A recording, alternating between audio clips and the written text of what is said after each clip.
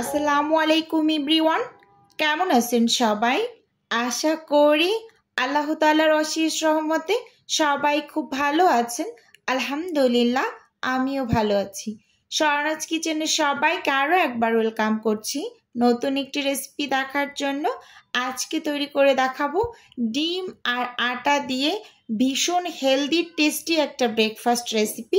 আশা করি ভিডিওটি ভালো লাগবে।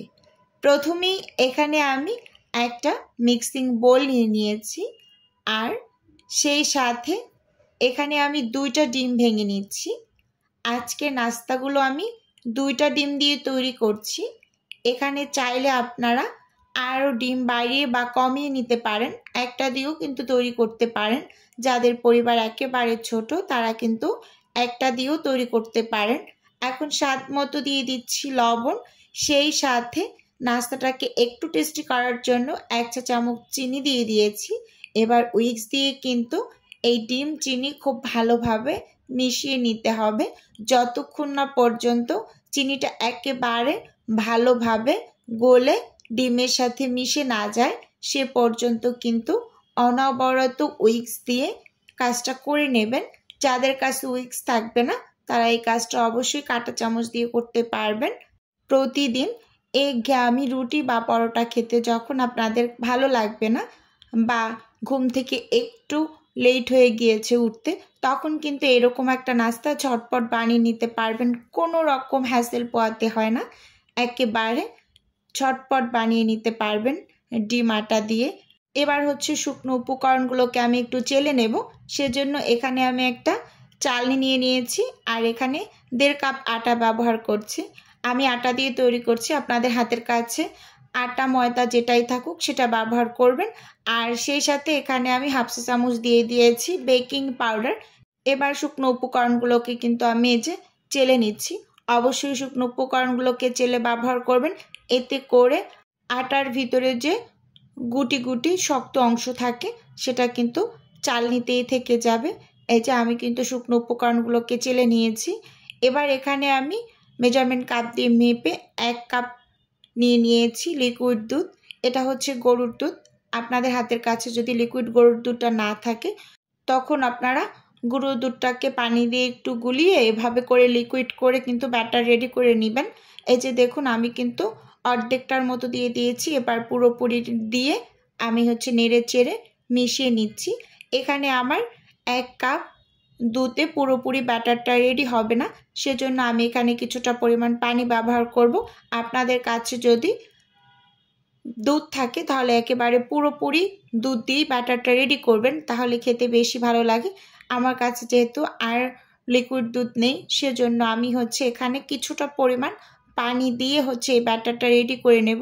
সেজন্য এই যে এখানে আমি মেজারমেন্ট কাপ দিয়ে 1 কাপের মতো পানি নিয়ে নিয়েছি, সেখান থেকে আন্দাজ করে 1/4 কাপের মতো পানি দিয়ে দিয়েছি। এবার কিন্তু উইক্স দিয়ে আমি ব্যাটারটাকে রেডি করে নেব। এখানে যদি পুরোপুরি ব্যাটারটা দুধ দিয়ে করা যেত তাহলে কিন্তু নাস্তাটা আরও বেশি হেলদি হতো, কিন্তু আমার কাছে যেহেতু ছিল না তাই আমি অল্প কিছু পানি অ্যাড করে ব্যাটারটাকে একদম নাস্তা তৈরি করার জন্য পারফেক্টলি রেডি করে নিচ্ছি। অবশ্যই বন্ধুরা, এখানে উইক্স দিয়ে আপনারা একেবারে অনবরত নেড়ে চেড়ে ব্যাটারটাকে রেডি করে নেবেন। ব্যাটারটা অবশ্যই একেবারে স্মুথ হতে হবে, কোনো টাইপের গোটা গোটা ভাব যেন ব্যাটারের ভিতরে না থাকে সেদিকে কিন্তু আপনাদের ভালোভাবে একটু লক্ষ্য রাখতে হবে। স্কিনে দেখেই বুঝতে পারছেন আমি কিন্তু একেবারে উইক্সটাকে অনবরত নেড়ে চেড়ে ব্যাটারটা রেডি করে নিচ্ছি। এই যে দেখুন, ব্যাটারটা কিন্তু এই পর্যায়ে একেবারে পারফেক্টলি রেডি হয়ে গিয়েছে। এবার আপনাদের আমি এই ব্যাটারটার ঘনত্বটা একটু দেখিয়ে দেব একটা চামচের সাহায্যে। এই যে এখানে আমি একটা চামচ দিয়ে এবার দেখিয়ে দিচ্ছি। দেখে কিন্তু বুঝতে পারছেন যে অনেকটা বেশি পাতলাও না আবার অনেকটা বেশি ঘনও না, এরকম টাইপের একটা ব্যাটার হবে। আর ব্যাটারের ঘনত্বটা এই যে চামচের পিছন সাইডে একটা দাগ কেটে দেখিয়ে দিলাম, দাগটা কিন্তু মিশে যাচ্ছে না। এভাবে করে আপনারা এটা চেক করতে পারেন। আর এখানে দেখিয়ে দিচ্ছি আমার 1/4 কাপের মতো পানি লেগেছে।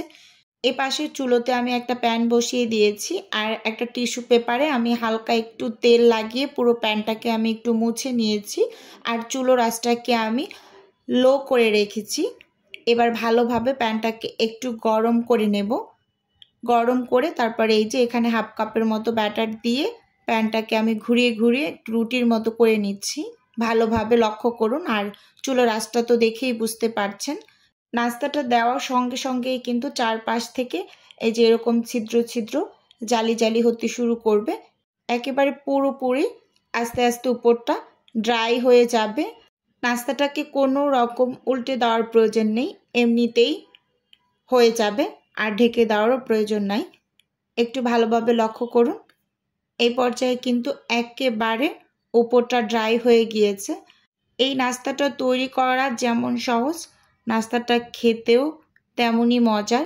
যে কোনো কিছুর সাথে আপনি এই নাস্তাটা পরিবেশন করতে পারবেন, খেতে দুর্দান্ত লাগে। এবার হচ্ছে আমি নাস্তাটাকে তুলে নেব। এই যে দেখুন কি সুন্দর করে প্যান থেকে তুলে নিয়েছি। এবার আমি আরও একটা নাস্তা তৈরি করে দেখিয়ে দিচ্ছি। এই যে দেখুন ঘুরিয়ে ঘুরিয়ে একেবারে একটা রুটির শেপ করে নিয়েছি, আর পাশ থেকে কিন্তু ছিদ্র ছিদ্র শুরু করেছে, দেখতেই পাচ্ছেন। ভিডিওর এই পর্যায়ে প্রতিদিনের মতো ছোট্ট করে আমার প্রিয় আপু এবং ভাইদের কাছে একটা রিকোয়েস্ট করছি। এখন পর্যন্ত যারা যারা আমার ভিডিওর সাথে আছেন, একটা লাইক দিতে ভুলে গিয়েছেন, প্লিজ এখনই একটা লাইক দিয়ে ভিডিও দেখা কন্টিনিউ করুন।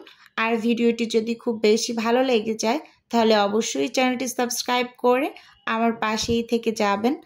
এই যে বন্ধুরা, এপাশে কিন্তু আমার এই নাস্তাটাও রেডি হয়ে গিয়েছে, তুলে নিচ্ছি।